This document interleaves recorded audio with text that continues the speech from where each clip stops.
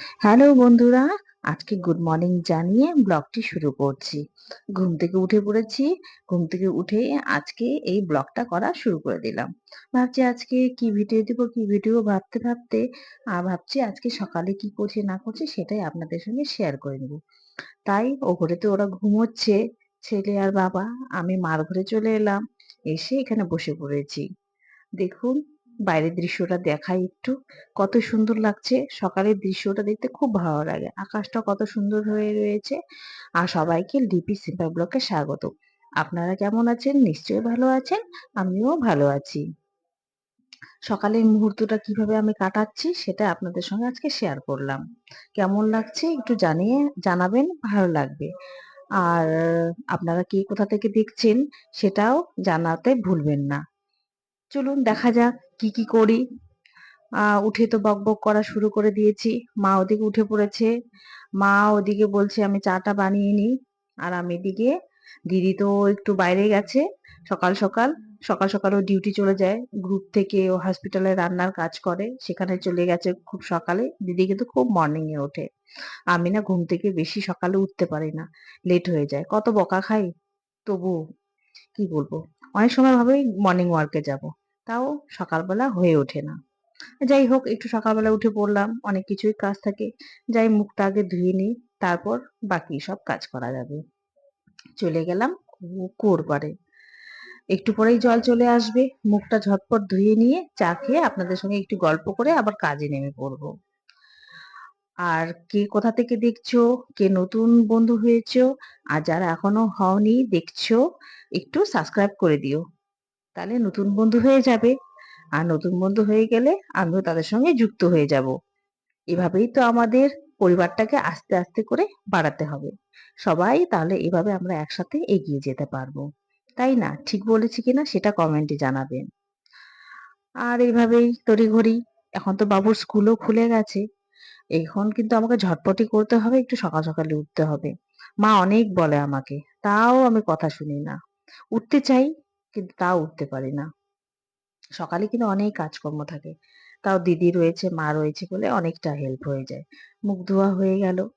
এখন ঘরে যাই, মুখটা মুছে নেব।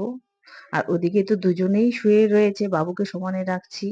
উঠে একটু পড়তে বসো সোনা, এক্সামও চলে এসছে, এখন পড়াশোনা কিন্তু করতে হবে। ওদিকে ওর বাবা শুয়েছে আর এদিকে ছেলে। এখানে আমি আর বাবুই ঘুমোই। এখন ও বড় হয়ে গেছে। তা ওকে ডাকছি বারবার করে। ও উঠে গেছে কিন্তু বিছানা ছেড়ে উঠছে না। এই যে মা এদিকে চা খেতে বসে পড়েছে। মাকে বলছে আমিও একটু চা খাবো। এখানে গল্প করতে করতে এদিকে আবার ঘুম থেকে ওই যে বাবু উঠে গেল। উঠেই তো ও আমার মতো সেম হয়েছে, বসে পড়বে। আমি বলছি ওকে মুখ ধুতে যা, ও একটু বসে পড়লো। আর আমিও একটু চা খেয়ে নিই। সকাল সকাল চা না খেলে দিনটা যেন শুরু হয় না। মাকে বলছি চা খেয়েই বাদবাকি কাজগুলো একটু করে নেব। সকালের দিকটা বেশি কাজ করতে পারি না, সময় থাকে না বেশি হাতে। ওই বেশিরভাগ রাত্রে এসেই আমাকে রান্না বান্নাটা করতে হয়। এই যে বসে পড়লাম চা খেতে, তার আগে জল খেয়ে নিচ্ছি একটু। সারাদিন আমার জল খাওয়া হয় না। ডক্টর বলেছে আমাকে বেশি করে জল খেতে, কিন্তু খাওয়া হয় না। ওই সকালবেলা একটু খাই, এটাই। সবাই কিন্তু ঘুম থেকে উঠে কিন্তু একটু জল খাবেন বন্ধুরা, তাহলে শরীর ভালো থাকবে। জল খাওয়াটা অনেক দরকার শরীরের পক্ষে। আমি আপনাদের বলছি ঠিকই কিন্তু নিজেই জল খাই না। তারপর এই চা খেয়ে নিচ্ছি, দুধ চাই খেয়ে নিচ্ছি আজকে। লিকার চা এখন কিন্তু একটু শীত শীত পড়েছে, লিকার চাটা খেলে কিন্তু বেশি ভালো লাগে। আর বানালাম না, এই চাটাই খেয়ে নিচ্ছি। আর বসে বসে বাবুকে বলছিলাম স্কুল খুলে গেছে, এখন ঝটপট করে তোমাকে উঠতে হবে, পড়াশোনা করতে হবে। এক্সামও চলে এসছে। ওর এখন পড়ার চাপটা একটু বেড়ে যাবে। কেন এতদিন পুজো ছুটি কাটলো, পুজোর মধ্যে ঠিক মতো পড়াশোনাও হয়নি। আর ওকে নিয়ে না আমাকেই বসতে হয়। তাই আমাকে মা বকাবকি করে যে ঘুম থেকে একটু সকাল সকাল উঠে ওকে নিয়ে বসতে পারো। ঠিকই বলে অবশ্য। আমি কান দিই না। কান দিই না বলতে কি, ওই যে ঘুম থেকে সকালে উঠতে পারি না। কিন্তু না, আমাকে এবার উঠতে হবে ছেলের জন্য। ওকে পড়াতে বসাতে হবে, নাহলে ও লেজি হয়ে যাবে। এই গল্প করতে করতে ভাবছি এরপরে কি করব, ঘরগুলো ঝাড় দিতে হবে। দিদি ডিউটিতে গেছে। তা মার ঘরে চলে গেলাম ঝাড়ু নিয়ে। সব ঘরগুলো এখন একে একে ঝাড় দিয়ে নিব। ঝাড় দিয়ে মুছে নিতে হবে। এগুলো না করলে তো হবে না, এ তো নিত্যদিনের কাজ সবারই। সবাই তো সেমই করে, কিন্তু চা খেয়ে নিয়ে চলে এলাম ঝাড়ু দিতে। আর প্রতিদিনই একটা কিন্তু টেনশন থাকে। আমি জানি না কার কি থাকে, কি ভিডিও ছাড়বো, কি ভিডিও ছাড়বো। জানি না এই চ্যানেল খুলে কি করতে পারবো না পারবো না। কিন্তু একটা কিন্তু আমার টেনশন হয়ে গেছে এখন। প্রতিদিন কি ভিডিও ছাড়তে হবে। আপনাদের এরকম হয় কিনা বন্ধুরা? প্লিজ কমেন্টে জানাবেন তো। অন্য কোনো কিছু প্রোগ্রাম থাকলে তো কথাই নেই, সেটা হয়ে যায়। কিন্তু যখন থাকে না, তখন কিন্তু মাথার মধ্যে এগুলোই ঘুরতে থাকে, কি ভিডিও দেব। তাই আজকে এটাই করে নিলাম, সেটাই আপনাদের সঙ্গে শেয়ার করে নিচ্ছি। একটু কষ্ট করে দেখে নিয়েন। আর যদি ভালো লেগে থাকে এই ভিডিওটা, একটু কমেন্টে জানাবেন, ভালো লাগবে। ওই যে কথা বলতে বলতে দিদি কিন্তু চলেও এলো। এসেও দেখছে ফ্রিজে কি আছে না আছে। দিদি কিন্তু অনেক কাজ করে। ওর মাথায় ঘোরে যে এখন আমি কি রান্না করব। এতগুলো লোক, কে কি খাবে না খাবে, কার পছন্দ কিরকম।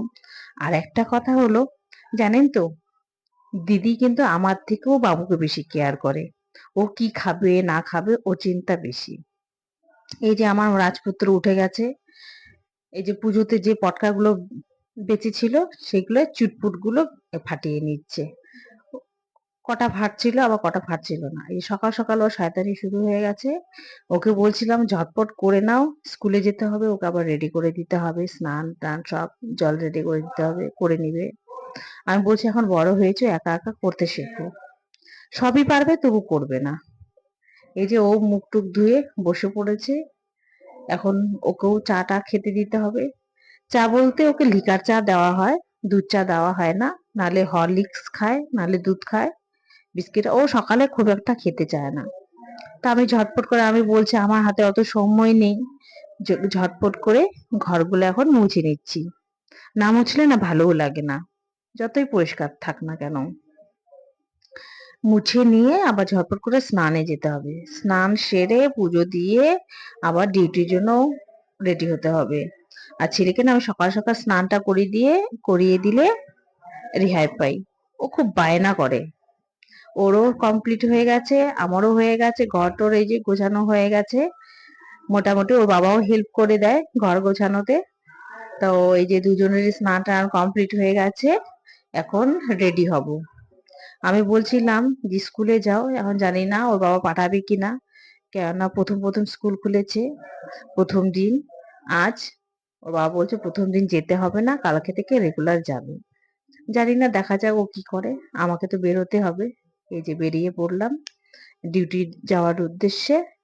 ডিউটি তো যেতেই হবে। আর ওই যে স্কুটি বের করছে। আর ভিডিওটা বেশি বড় করছি না, এখানেই শেষ করছি। কিরকম লাগলো কমেন্টে জানাবেন। আর লাইক কমেন্ট শেয়ার সাবস্ক্রাইব নতুন বন্ধুরা করে দিন। আর এখানেই ভিডিওটা আমি শেষ করছি। টাটা, বাই বাই, সবাই ভালো থাকবেন। Thank you for watching.